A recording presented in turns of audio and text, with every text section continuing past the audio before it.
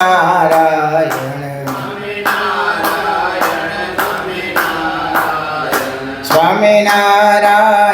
સ્વામિનારાયણ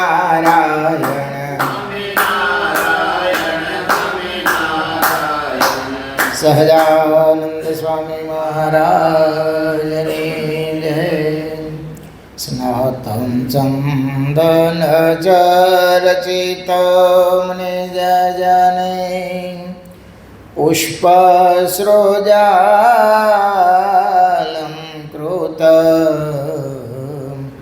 પ્રાતઃ સૂર્યમયુખસેવિતમુખં શ્રીચંદ્રશાલોભરીં કૃત્વા રોટકમેકપાણિતલકે પંક્ત્વાનસ્તેન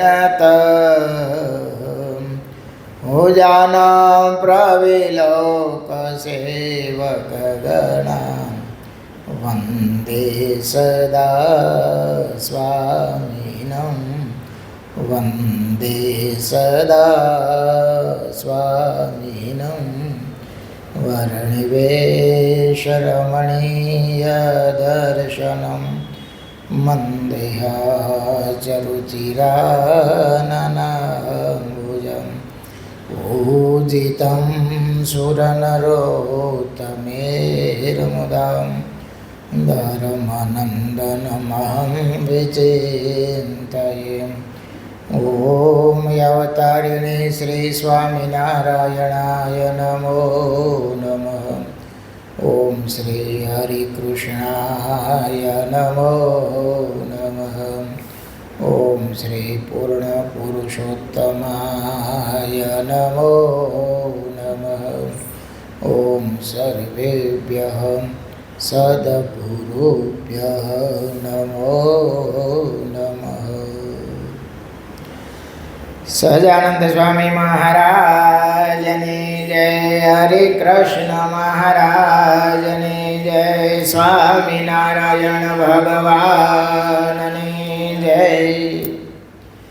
વિક્રમ સંવત 2082 જેઠ સુદ 14 તારીખ 30/5/2026 શનિવાર. આચાર્ય શ્રી બિહારીલાલજી મહારાજ રચિત શ્રી હરિલીલામૃત કળશ પહેલો વિશ્રામ પહેલો. મુકુંદાનંદાખ્ય પ્રગટ પ્રભુના પૂજક સદા નમો તેને નિત્ય મહત ગુરુ જાણે મન મુદા વિરાજે વરણેન્દ્ર પ્રમુખ હરિના સેવક વિશે કૃપાકારી ભારે અનઘય વિકારે દિલ દિશે કૃપાકારી ભારે અનઘય વિકારે દિલ દિશે. સહજાનંદ સ્વામી મહારાજની જય. ચાલુ કથાના પ્રસંગમાં આપણે મૂળજી બ્રહ્મચારીના જીવન અને સદગુણો વિશે યાદ કરતા હતા. ગઈ કથામાં આપણે રઘુવીરજી મહારાજ પાસે ગયા. મૂળજી બ્રહ્મચારીને કીધું, તમારે જો સંતાન જોતું હોય તો મને કેટલા રૂપિયા આપો? 500 રૂપિયા આપો. મારે મંદિર કરાવવું, સેવામાં વાપરવા છે. તે આપ્યા. ગોપાલ સામે મળ્યા અને વાત કરી. બ્રહ્મચારી કે દીકરા તેના પ્રાર્થના હોય તો થાય, આપણે તો મંદિરનું કામ થાય એ મહત્ત્વનું છે. આવું મંદિરનું એમને મહત્વ. પૂજ્યપાદ જોગી સ્વામી જ્યારે ગામડે ગામડે આજે રાજકોટની બાજુમાં વિચરણ કરતા તો એ હરિભક્તોને સામે પૂછે, એલા દેવનો ભાગ કાઢ્યો? કેટલો કાઢ્યો? કે સામે કાઢ્યો થોડો. માળા જેટલો કાઢીશ ને એટલું દેવ ડબલ આપશે. એમ કરી અને સંતોને ભક્તો દ્વારા દેવની સેવા કરાવતા. ભાલમાં માયા થતાનંદ સ્વામી થઈ ગયા. ભગવાન જેવા સાધુ.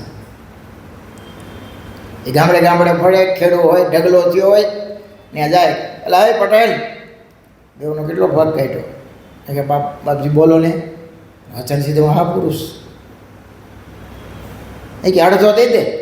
કેટલો ઢગલો પડ્યો હોય ને કે અડધો ઢગલો દેવને દઈ દે. ભલે મા બાપ અડધો ઢગલો સામે ઊભો હોય ને ગુણું ભરાવે, અડધો ભરી દે. ગાડામાં એ ગુણું ખડકાય ભરાય.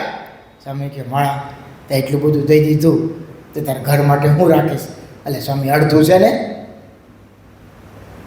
સારું દેવને દીધું ને હાલ. સ્વામી પાણીનો લોટો ભરીને પાણી આમ છાંટે અને ઢગલાની એક પ્રદક્ષિણા કરે, ઢગલો ડબલ થઈ જતો. ના પાડે પછી બીજી વાર દેવામાં. ભાલના ભગવાન કહેવાતા માહિતાનંદ સ્વામી ખૂબ દેવની સેવા કરેલી. પણ એ પહેલાં આપી દેવું, હા ખચકાટ તો થાય હો. પણ આપણે જોયું આગળ રૂડા પટેલને ગાડું ને બધું મહારાજને સમર્પિત કરી દેતા. મહારાજ કે એટલે આ બધું તમારું. અરે ઘણાય ભક્તો આહિર ભક્તો એવા હતા. નાઘેરમાં રાઘવાનંદ સ્વામીનો સત્સંગ, મોટા વ્રજાનંદ સ્વામીનો સત્સંગ. પણ સારામાં સારી ભેંસ હોય, સંતોએ કીધું હોય એ સારામાં સારી વસ્તુ હોય ને એ આપણે દેવને અર્પણ કરવી. સારામાં સારી ભેંસ હોય, દૂધ ઝાઝું હોય ને મીઠું હોય એટલે ભગતને તરત સ્વામીના વચનો યાદ આવે. ગુરુએ કીધું હતું એ મીઠું દૂધ હોય, સારી ભેંસ હોય તો દેવને સંતો ભક્તોના ઉપયોગમાં આવે. તે એ ભગત પાછા ઉપડે બહેને પાટરું લઈને હો, એ લેવો સ્વામી એ આ દેવને અર્પણ.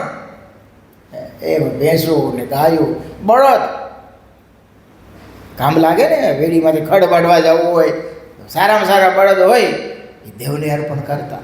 અને મહારાજે તમે જુઓ ડભાણીઓ આંબો, ડભાણીઓ બળદ અને ડભાણીઓ સુખ સ્વામી આજ કે અમારે બહુ ઉપયોગમાં આવ્યા છે. હજુ સમર્પણનો સત્સંગ થયો. આ સંપ્રદાય સમર્પણનો છે.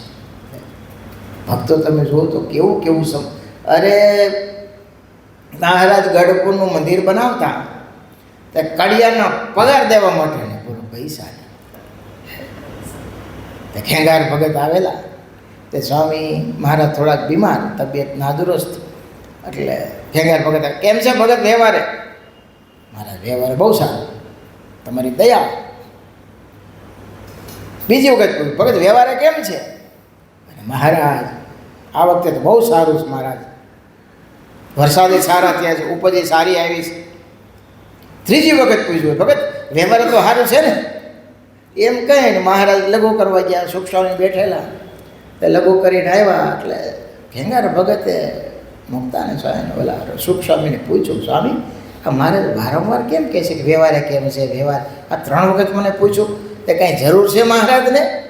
સ્વામી કે એવું નથી, હમણાં કડિયાના પગાર ચડ્યા છે તે હમણાં કોઠારમાં પૈસા નથી. એટલે એ મહારાજ કેવું જોઈએ ને તો મહારાજ આવ્યા. મહારાજ એ મારે કંઈક સેવા કરવી હોય તો કહેજો. મહારાજ કે સેવા કરીશ તો કે હા. તો કે આ કડિયાના પગાર હમણાં 300 રૂપિયાની જરૂર છે. અરે મહારાજ હમણાં લઈ આવો. તો ગામમાં ગયા, પેલા કોઠારી પાસે ગયા. ભગત મને ઓછીના 300 રૂપિયા આપો, પડ્યું તો ભાઈ એ ક્યાંય કાંઈ છે નહીં, આવું થઈ રહ્યું છે. એને ભાઈ ગામમાં પંચાયતની નોકરી કરતા છે ત્યાં ગયા કે ભાઈ રૂપિયા 500 જોઈએ છે મારે, તો લઈ જાઓ. 500 રૂપિયા આપ્યા, મહારાજને શરણે મૂકા. મહારાજ કે અમારે તો 300ની જરૂર છે, 500ની જરૂર નથી. અરે નહીં મહારાજ, આ 100 તમારા માંદગીના અને 100 રૂપિયા મારે સંતોને રસોઈ દેવી છે. અરે મહારાજ પણ કે આ નહીં મહારાજ, ખૂબ દયા છે આપને. મહારાજ થોડાક બીમાર જેવા હતા અને બીજેથી સંતોની રસોઈ આપી, કડિયાનો પગાર ચૂકવા. એટલે હવે સંત રસોઈ આપે એટલે સહજ સંતોનું મહારાજનું પૂજન થાય. એટલે પૂજન કરતા હતા એમાં મુક્તાની સામે ચંદનથી ભગત અર્ચા ન કરતા કે મહારાજ થોડાક નાદુરસ્ત તબિયત છે, ચાંદલો કરજો. મહારાજ વાટકી લઈ ગયા. મહારાજ કે અમારે સાતીએ લગાડો. અરે પણ મહારાજ કે ના ના, અમને થોડીક ઠંડક થાય ને. તે મહારાજે છાતીએ ચંદન લગાવ્યું અને પછી ભેટા ભગતને હો એવો રાજીપો દર્શાવ્યો, એવો તકની સેવા કરીને.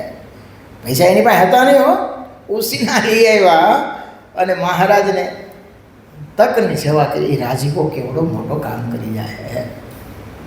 અને ભગવાનને ભગવાનના સાધુનો રાજીપો ક્યારેય નિષ્ફળ જતો નથી. તો એ વખતે પૈસાવાળા ઘણાય છે અને ઘણાય મહારાજે પૂછ્યું છે, પણ મહારાજને ભક્તોને, એવા પ્રેમી ભક્તોને નિમિત્ત બનાવવા. નકર ભગવાન આવો અક્ષરધામનો અધિપતિ અને એને મંદિર કરવું બાપ કેટલી વાર છે. દાદા ખાચરને આખું સોનાનું મંદિર બતાવ્યું. દાદા વાર એટલી લાગે, પણ મારે જાજા જીવનું હિત કરવું છે. અને તમે કલ્પના કરો, આ છેલ્લા 10 વર્ષમાં ગગનચુંબી કેવા મંદિરો કર્યા.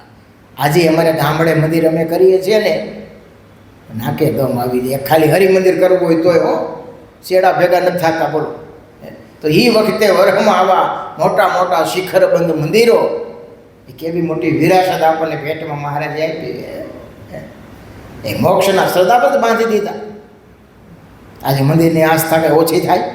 તમે આપણે કાલુપુર દર્શન એકાદશી જઈએ છીએ, મંગળામાં હમાની માણસો બોલો, વહેલા 5 વાગે શણગારમાં એટલા, તમે જુઓ સાંજે એટલા. ગઢપુર જાઓ, વડતાલ જાઓ, કે અહીંયા નરનારાયણ દેવના દર્શન કરો. ભુજમાં તો સવારમાં વાત જ જુદી હો. એ પ્રદક્ષિણાઓ ને પ્રભાતિયા, આખું મંદિર મંગળામાં ફેર્યું હોય. બોલો, આ મહારાજની વિરાસત કેવડી છે. કેટલા જીવ મોક્ષના ભાતા બાંધે છે, જુઓ તો ખરા. અને એક વાત નક્કી છે, જાજા માણસોની જે મૂર્તિમાં શ્રદ્ધા હોય ને, એનું દૈવત કંઈક જુદું હોય. કારણ કે જાજા જીવની એની પ્રત્યે શ્રદ્ધા જોડાયેલી છે. એક તો મહારાજે સ્થાપિત કરેલા દેવ, એમાં કાંઈ ઘટે નહીં, કાંઈ ઘટે નહીં. આપણે બીજા ગમે એવા મોટા મંદિરો કરીને તો આને તુલ્ય કોઈ મૂર્તિ આવે નહીં. આખી સોનાની મૂર્તિ તમે ઢાળો ને તો આની તુલ્ય ન થાય. મહારાજે સ્થાપેલા, એ મહારાજે સ્થાપેલા મૂર્તિમાં દેવ છે, ભગવાનની જ મૂર્તિ. પણ શાસ્ત્રમાં ચોખ્ખું લખ્યું કે એનો સ્થાપક કોણ છે, એનો પૂજારી કોણ છે, એની ઉપર દેવનું દેવ જ છે. બોલો, નકર એ તો સ્વતંત્ર છે ને ભગવાન તો, પણ છતાં એનો દૈવત એ પૂજારી અને એના સ્થાપકને આધારે છે. એમ જાજા જીવની જ્યાં શ્રદ્ધા હોય ને, એમાં દૈવત સેજે હોય છે. તો આપણે વાત કરતા હતા મૂળજી બ્રહ્મચારીની. 500 રૂપિયા માંગ્યા રઘુજી મહારાજને, ગાડીવાળાએ આપ્યા ખરા. અને મંદિરમાં બ્રહ્મચારી મહારાજે એનો ઉપયોગ કરી નાખ્યો. નિસ્વાદીપણું આપણે જોયું. એટલે શિષ્ય શાંતાનંદ સ્વામી દહીંમાં ખાંડમાં બદલે દાળ નાખી અડધની, તો એ બોલ્યા વગર જમી ગયા.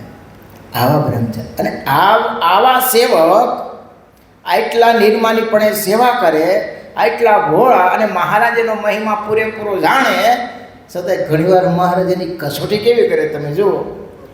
મહારાજ ભાદરામાં બિરાજતા હતા, તે મૂળજી બ્રહ્મચારી મહારાજની મોજડી ચોપડે તેલથી, એ વખતે સારી રહેતી છે.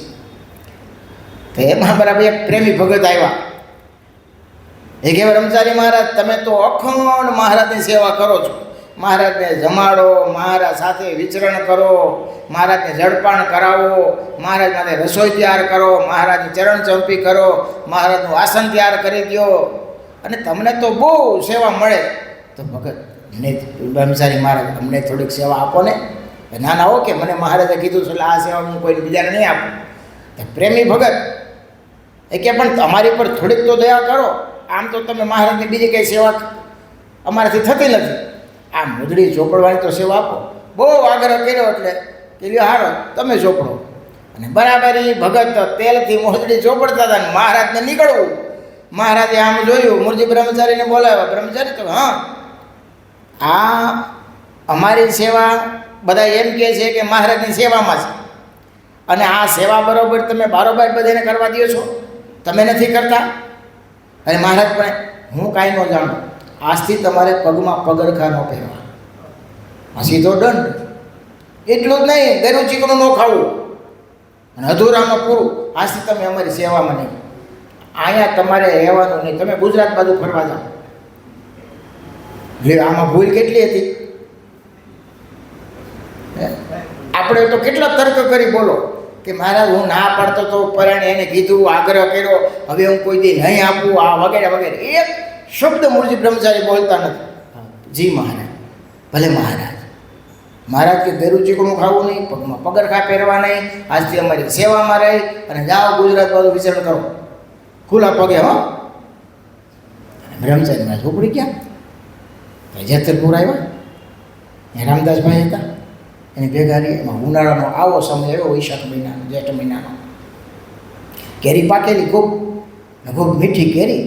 રામદાસભાઈ કે કેરી બહુ મીઠી છે, મહારાજ જમે એવી કેરી છે, પણ હવે ઠેઠ ગઢડા લઈને કોણ જાય? મુરજી બ્રહ્મચારી કે હું જાઉં, તમે તો જા. 30 મણનો ટોપલો તૈયાર કર્યો. કેટલો? 30 કિલોનો, 1.5 મણનો.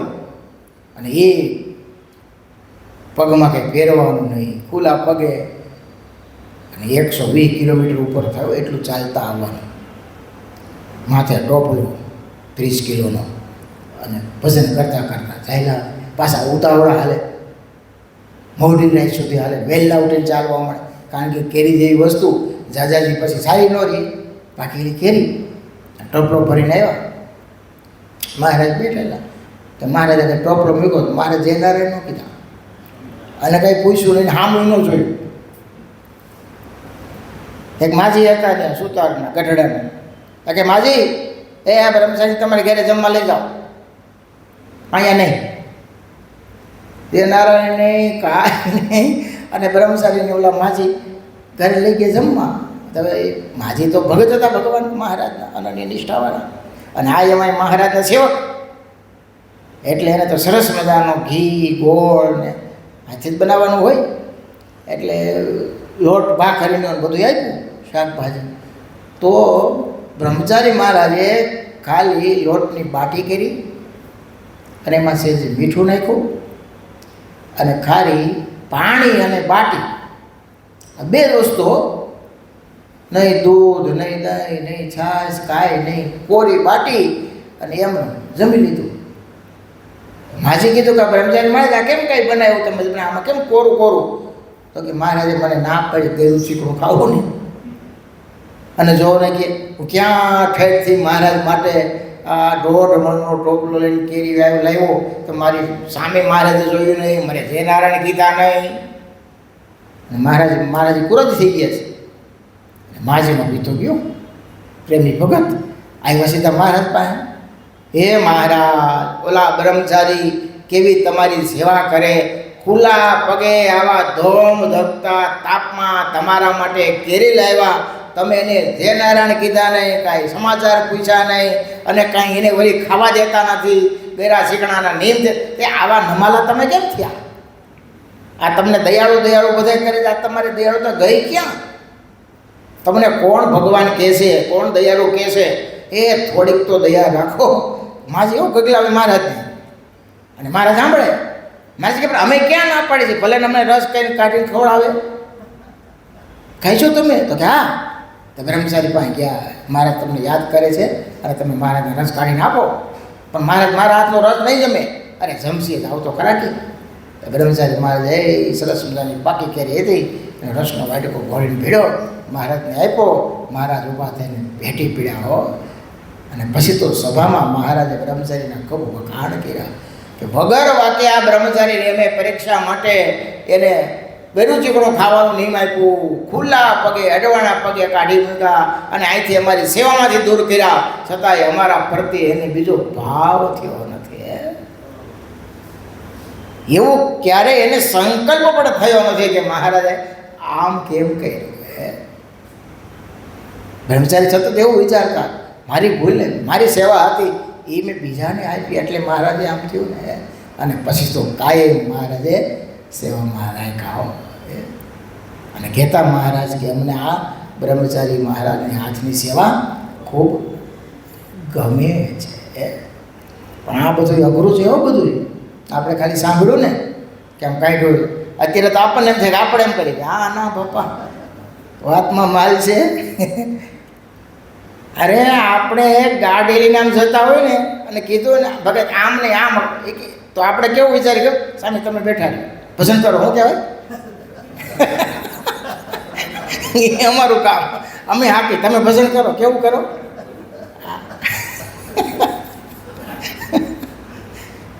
બહુ અઘરું છે. નકર ગાડીની સેવા કરવા આવ્યો છે. પણ એમ આપણે બુદ્ધિને જરાક ડાપણવાળી માનતા હોય. મને પૂજ્ય જોગી સાહેબ માટે હંસરાજભાઈ ધામી છે, રોજ ગાડી લઈને આવે અને સ્વામીને ભૂપેન્દ્ર વડે દર્શન કરવા લઈ જાય. સ્વામી આમ ઈશારો કરે ને આમ એટલે એમ જ હાંકવાની. રસ્તો ગમે હોય ગમે ત્યાં હોય, એમાં બીજો સંકલ્પ કરવાનો નહીં. એટલે ભગત તો પ્રેમી, એટલે સ્વામીના વચને ગાડી હાક. હવે એ ગાડી સ્વામી એવી જગ્યાએ હકાવે ને ત્યાં એક તો હાકડી ગઈ હોય, ત્યાં પછી ગાયો બેઠી હોય, એટલે ગાડી ઊભી રાખીને મારે ગાયો ઊભી કરવાની.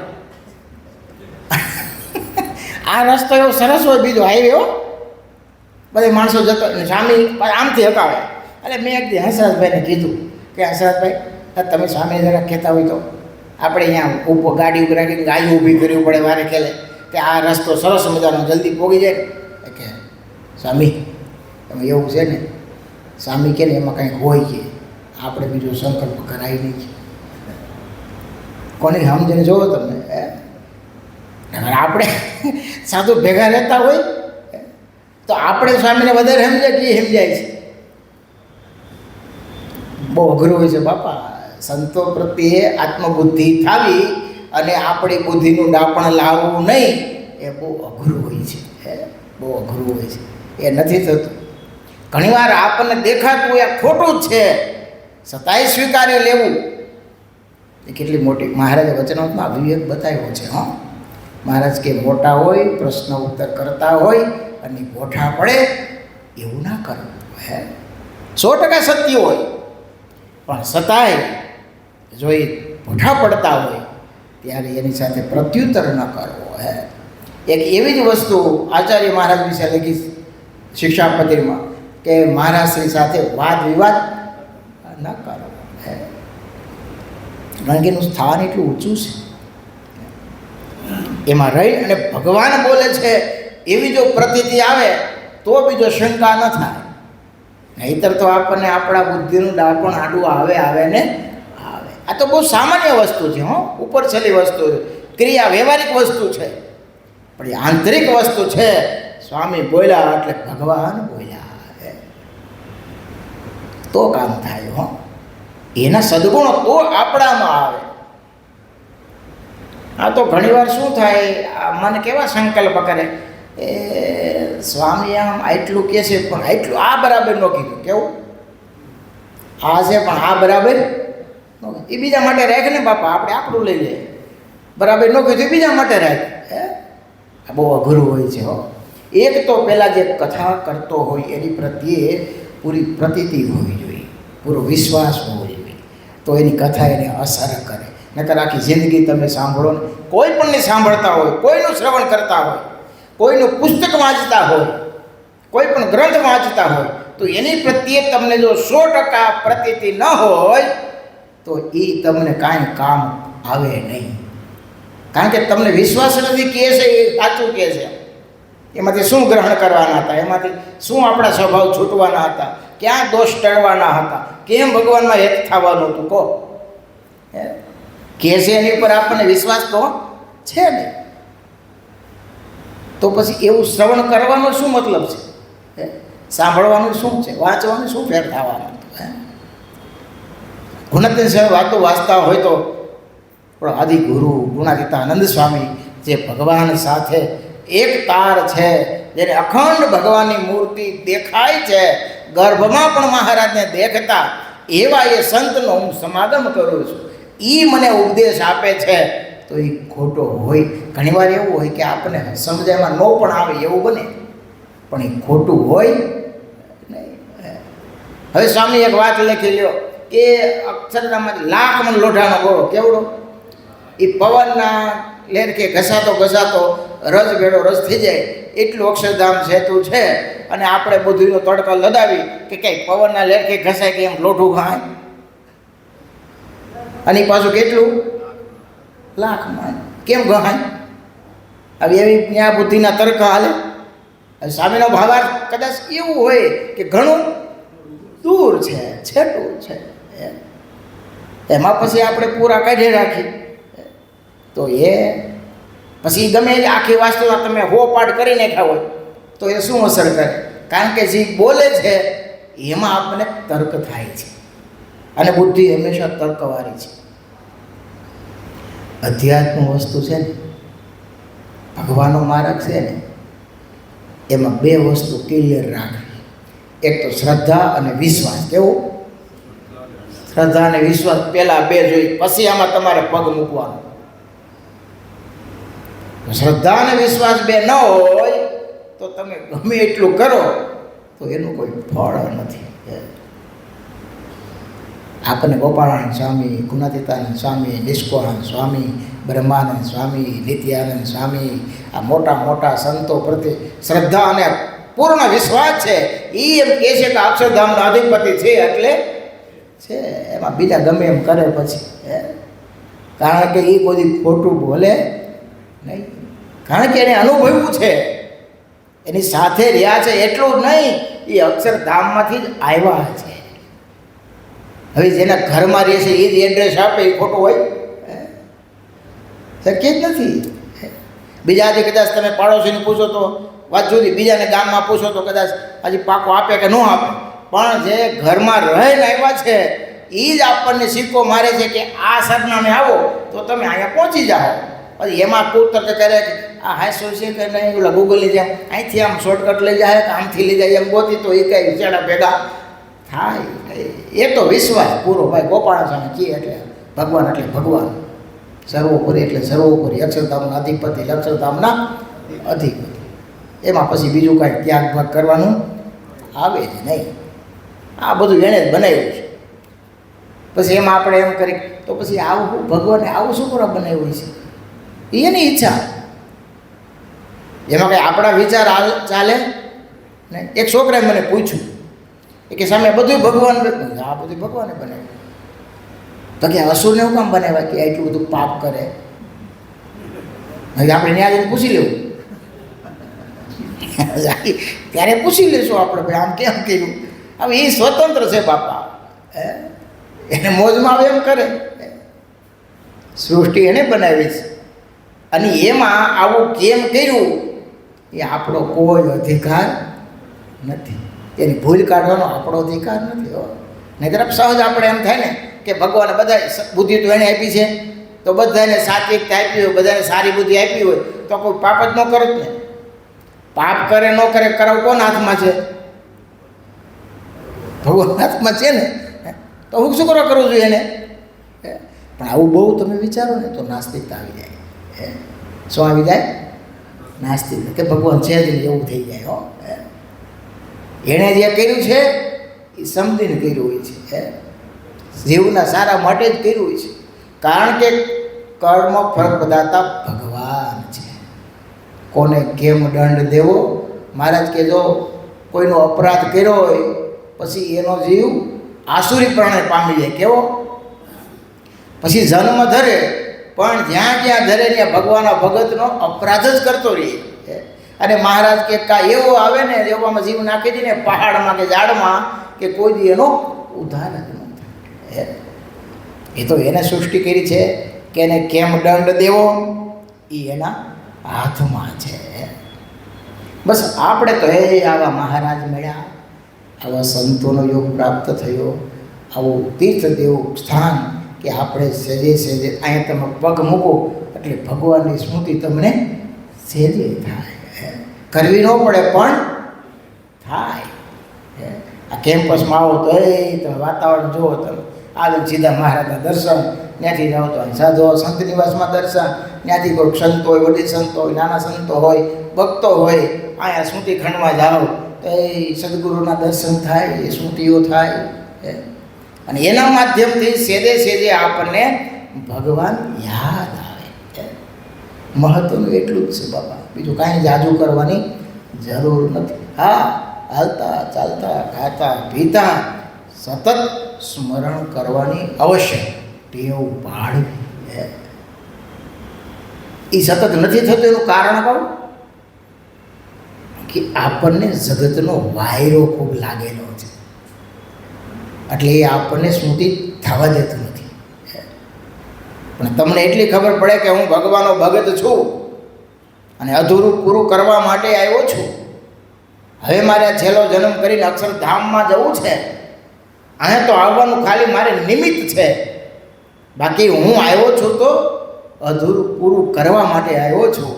જો આવું અનુસંધાન રહે તો હાલતા ચાલતા ખાતા પીતા મહારાજ સ્વામિનારાયણ, મહારાજ સ્વામિનારાયણ, અને એ મહારાજની મૂર્તિની અનુસંધાન સાથે ગમતી મૂર્તિઓ હોય એને યાદ કરીને જો ભજન કરવાની ટેવ પડે તો અંતઃકરણ શુદ્ધ થયા વિના રે નહીં. અને એક દિવસ બાપ એવો આવે ને કે કારણ શરીરની વાસના ભરીને ખાખ થઈ જાય. ભજનનો કેવડો મોટો પ્રતાપ છે બાપ. એ તો જે અખંડ કરતો હોય ને એને પૂછો ભગતનો ભજનનો આનંદ કેવો, તો એનું વર્ણન ન કરી શકાય. એ તો સ્વ અનુભૂતિનો વિષય છે. જેમ જેમ તમે ભજન સ્મરણ કરતા જાઓ, જેમ જેમ ભગવાનથી સમીપ જતા જાઓ, એમ તમને અંતઃકરણમાં ટાઢા શેરડા ફૂટશે. વિષયને છોડવા નહીં પડે, છૂટી જશે.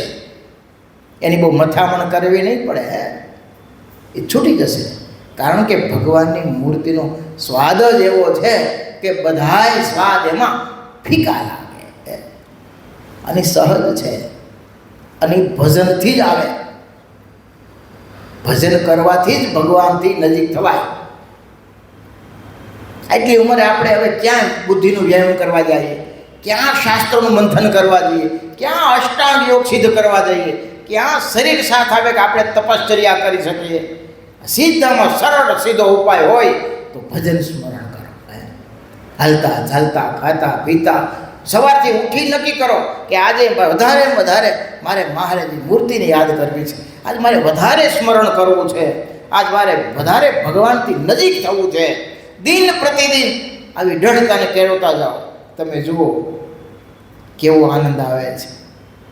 અને એકવાર મનને એ સુખ આવી જાય ને પછી એને કેવું નહીં પડે, એની મેળે સ્મરણ ચાલુ થઈ જશે. મહારાજ સ્વામિનારાયણ, મહારાજ સ્વામિનારાયણ. અને છેલ્લે આ જ કામ આવવાનું છે. બાપ કશું કામ આવવાનું નથી.